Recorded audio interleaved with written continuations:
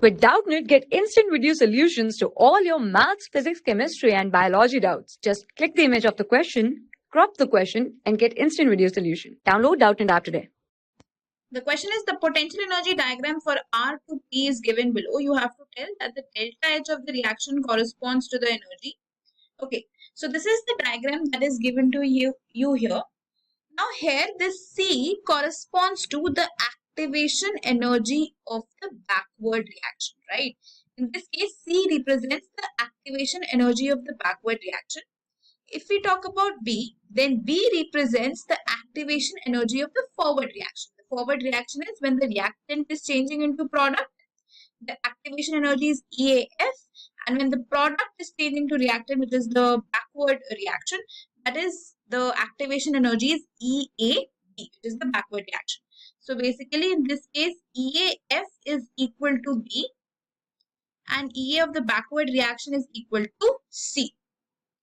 Now if we talk about this A, this represents the delta H. This represents the enthalpy change, right?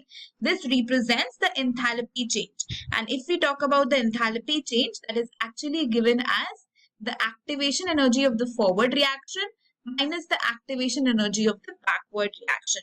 So delta H will be equal to, what is the activation energy of the forward reaction? B, minus what is the activation energy of the backward reaction? C, which means that the delta F is going to be B minus C.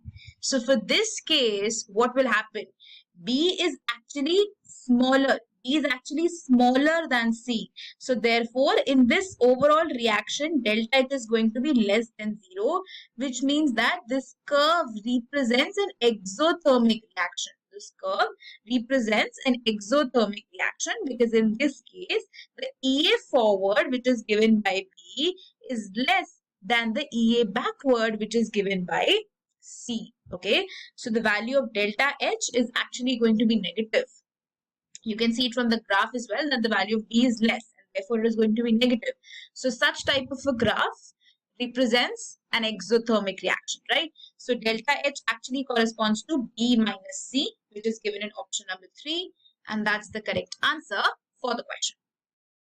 For class 6 to 12, IIT JEE and NEET level. Trusted by more than 5 crore students. Download Doubtnut app today.